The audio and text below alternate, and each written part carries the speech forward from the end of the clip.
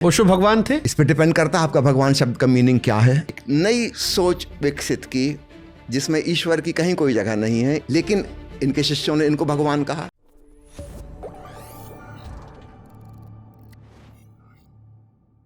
ओशो भगवान थे? इस पर डिपेंड करता है आपका भगवान शब्द का मीनिंग क्या है। पहले मैं बता दूं, हमारे देश में दो संस्कृतियां हैं, एक ब्राह्मण संस्कृति, एक श्रमण संस्कृति। ब्राह्मण संस्कृति में भगवान सृष्टा है, दुनिया का संचालक है, दुनिया उसने बनाई, चला रहा है, संभाल रहा है, वो भगवान है। दूसरी है श्रमण संस्कृति, जिसमें बौद्ध धर्म और जैन धर्म आते हैं।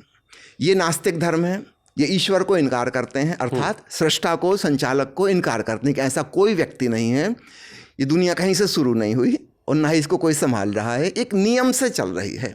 इनकी बात वैज्ञानिक है, विज्ञान भी यही कहता है कि प्रकृति एक नियम से चल रही है। विज्ञान नियम की खोज करता है, वो नियम क्या है? बुद्ध और महावीर की दृष्टि वैज्ञानिक किस्म की है ना। इन्होंने अतीत के सारे धर्मों को इनकार कर दिया और एक नई सोच विकसित की जिसमें ईश्वर की कहीं कोई जगह नहीं है। इसलिए बुद्ध भी नास्तिक हैं, महावीर भी नास्तिक हैं, लेकिन इनके शिष्यों ने इनको भगवान कहा। अब यहाँ पे भगवान का मीनिंग अलग हो जाता है। यहाँ भगवान का अर्थ है भाग्यवान, सौभाग्यशाली, द ब्लेसेड वन, जो ध्यान में, समाधि में डूबा और जिसकी सारी जीवन की समस्याओं का समाधान मिल गया। उस समाधि में उसने परमानंद को, सच्चिदानंद को जाना और उसका पूरा जीवन परम आनंद से ओतप्रोत है। उसे भीतर अपने शांति का खजाना मिल गया है और दुनिया की कोई चीज़ अब उसे विचलित नहीं करती। उसने अपने अमृत चैतन्य को, इटर्नल कॉन्शसनेस को जान लिया। इस तन मन से उसका तादात्म्य, आइडेंटिफिकेशन टूट गया। अब उसे पता चला वो कोई और ही है, बहुत विराट, असीम और अनंत। यह महासौभाग्य की घटना है और ऐसे भाग्यशाली व्यक्ति को भगवान कह के पुकारा। तो हम कहते हैं भगवान महावीर, भगवान बुद्ध। यहाँ पे वो अर्थ नहीं है जो मुसलमानों का और ईसाइयों का है, दुनिया बनाने वाला भगवान। महावीर ने दुनिया नहीं बनाई और ना ही बुद्ध दुनिया को चला रहे हैं, इससे कोई लेना देना नहीं है। यहाँ पे अर्थ है भाग्यवान। तो भगवान शब्द के दो अर्थ हो गए। तो ओशो ने जो स्वीकार किया वो ये दूसरा वाला अर्थ स्वीकार किया भगवान का। जब वो लोगों ने उनको भगवान पुकारना शुरू किया, उन्होंने एक्सेप्ट किया। उन्होंने पारंपरिक धर्मों की इतनी आलोचना क्यों की? जो भी धर्म चले आ रहे हैं उनकी खुलकर आलोचना की, इसका उद्देश्य क्या था उनकी नज़र में? उसमें दो चीज़ें हैं, है ना। महावीर की आलोचना नहीं की है, जैन धर्म की कुरीतियों की आलोचना की है। अब ये बारीक डिस्टिंग्विश आपको करना पड़ेगा अपने विवेक से। भगवान बुद्ध की आलोचना नहीं की है, लेकिन बौद्ध धर्म में जो क्रियाकांड चल रहे हैं उनकी आलोचना की है, क्योंकि वो जो कर्मकांड है वो खुद ही बुद्ध की फिलॉसफी के खिलाफ हैं। महावीर के जो अनुयायी कर रहे हैं जैन धर्म में, ये महावीर की बात से मैच नहीं करता। ओशो ने वो बातें बताई कि तुम खुद ही महावीर की नहीं मान रहे हो, महावीर की बात सुनो तो पहले। तो उन्होंने एक एक चीज़ का तर्क दिया है, आर्गुमेंट दिया है। ठीक ऐसे ही कृष्ण के भक्त जो हैं वो कृष्ण की बात का पालन ही नहीं कर रहे हैं, कृष्ण ने जो कहा था। ठीक इसी प्रकार ईसाइयों के बारे में उन्होंने कहा कि तुम ईसा मसीह के असली शिष्य नहीं हो। ईसा मसीह ने जो कहा वो ये है। ओशो ने खूब विस्तार से चर्चा की ईसा मसीह के उपदेशों की और उसके कंट्रास्ट में सिद्ध किया कि ईसाई जो कर रहे हैं, पोप और पादरी जो कर रहे हैं, ये तो बिल्कुल खिलाफ है। तो अब यहाँ पर धर्म दो बातें हो गई। एक, धर्म के जो मूल जहाँ से शुरुआत हुई थी, है ना, वह व्यक्ति एक ओशो जैसा ही विद्रोही व्यक्ति था। वह, चाहे वो महावीर हों, चाहे ईसा मसीह हों, चाहे बुद्ध हों, चाहे कृष्ण हो, बिल्कुल विद्रोही व्यक्ति थे। उन्होंने अपने पीछे की किसी परंपरा का पालन नहीं किया। अगर हम गौर से देखें तो कृष्ण ने किसका पालन किया है? सब मर्यादाएं तोड़ दी उन्होंने। भगवान बुद्ध ने किसका पालन किया? किसी का भी नहीं, है ना। महावीर ने किसका किया? अगर ईसा मसीह ने किसी का पालन किया होता अपने पूर्वजों का, तो उनको सूली पर क्यों चढ़ाते? उन्होंने कोई पालन नहीं किया। He was a rebellious spirit. उन्होंने अपने भीतर अपनी आत्मा को जाना, है ना, और वही कहा जो उनको ठीक लगता है। निश्चित रूप से जब वो कहेंगे ठीक क्या लगता है, उसमें बहुत सारी चीज़ें गलत अपने आप उन पर लेबल लग जाएगा कि ये गलत हैं, तभी तो उनको सूली लगाई गई। ओशो इंडिया टू अमेरिका दोनों जगह रेलिवेंट थे। इसमें हिंदुज़म भी आ गया, कृष्ण जी आ गए, महावीर जी भी आ गए, गौतम बुद्ध भी आ गए और इसमें जीसस क्राइस्ट भी आ गए। ओशो सबसे करीब किसको पा रहे थे अपने आप को?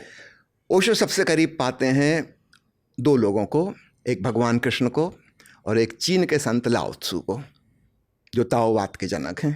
ओके, कैसे दोनों, थोड़ा समझाइए हमें। जब आप ओशो की वाणी पढ़ेंगे, जैसे सबसे लंबी व्याख्यान माला जो उन्होंने दी है वो है भगवान कृष्ण पर और उनकी गीता पर। सबसे लंबी व्याख्यान माला। आज तक जितने भी विद्वानों ने गीता के ऊपर टीका टिप्पणी लिखी है, ओशो की टीका उनसे 1.5 गुनी, 2 गुनी, 4 गुनी, 6 गुनी बड़ी नहीं है, 20-25 गुनी बड़ी है, इतने डिटेल में। और गीता को पूरा साइंटिफिक और साइकोलॉजिकल टर्मिनोलॉजी में उन्होंने प्रस्तुत किया। मतलब ऐसा कहो कृष्ण को आज के युग में लाकर उन्होंने खड़ा कर दिया। उनकी भाषा तो 5000 साल पुरानी हो गई। उस समय की उपमाएं, उदाहरण हमारे लिए वो उतने रेलेवेंट नहीं, हम समझ भी नहीं आएंगे उस समय की बात समझाने के लिए नहीं। ओशो ने उनको वैज्ञानिक तरीके से, मनोवैज्ञानिक तरीके से प्रस्तुत किया कि जो हम आज का आधुनिक आदमी समझ सकता है, एक पढ़ा लिखा तार्किक व्यक्ति, बौद्धिक व्यक्ति। ऐसे समझो कि कृष्ण को उन्होंने पुनः अवतरित कर दिया अपनी वाणी से। और ठीक ऐसा ही उन्होंने लाओ त्सु के संग किया। लाओ त्सु पे तो उन्होंने दोनों भाषाओं में बोला। कोई 125 प्रवचन दिए हिंदी में और 125 प्रवचन अंग्रेजी में भी दिए। मतलब इतना गहन प्रेम कि 2 भाषाओं में उन्हीं सूत्रों को समझाना अद्भुत है। और ओशो ने स्वयं इस बात को कहा है कि महावीर पर मैं बोला हूँ क्योंकि मेरे ऊपर एक नैतिक जिम्मेवारी बनती थी। मैं जैन परिवार में पैदा हुआ हूँ, तो महावीर की वाणी दुनिया तक पहुँचा सकूँ, मेरा कर्तव्य था, इसलिए बोला हूँ। अन्य संतों का उन्होंने बताया कैसे बोला हूँ। लेकिन लाओ त्सु पे जब मैं बोलता हूँ तो ऐसा है कि मेरे ही हृदय की बात मैं ही कह रहा हूँ। I am one with him. आपको एक बात और बता दूँ, ओशो जहाँ भी रहे, उदाहरण के लिए पूना में वो जिस घर में निवास करते थे उसका नाम लाओ त्सु भवन था। और ठीक ऐसा ही रजनीशपुरम में वो जिस घर में रहते तो उसका नाम लाओ त्सु भवन रखा था। तो इससे आप समझ सकते हैं कितनी एकात्मीयता है। और अगर आप ओशो का साहित्य पढ़ेंगे तो आपको ऐसा ही लगेगा जो उन्होंने कहा है कि लाओ त्सु को समझाते हुए मुझे ऐसा नहीं लगा किसी और को समझा रहा हूँ, मैं अपनी ही बात जैसे दोबारा कह रहा हूँ। लाओ त्सु के बारे में थोड़ा बताइए। हमारे देश में लाओ त्सु का नाम उतना प्रचलित नहीं है, शायद ओशो ही पहली बार लाए। लाओ त्सु चीन के एक संत हैं। ये भी उसी समय हुए, करीब 2500 साल पहले, जब भारत में बुद्ध हुए थे, महावीर हुए थे। यूरोप में उस समय पाइथागोरस हुए थे, हेराक्लाइटस हुए थे। 2500 साल पहले पूरी दुनिया में एक आध्यात्मिक शिखर जैसे आया था, उछाल, एक ऊंची लहर है ना। सारी दुनिया में बड़े आध्यात्मिक पुरुष हुए थे। उसी समय चीन में हुए लाओ त्सु, फिर उनके शिष्य हुए च्वांग त्सु, ली हेत्जू। ये ताओवाद कहलाने लगा धीरे धीरे।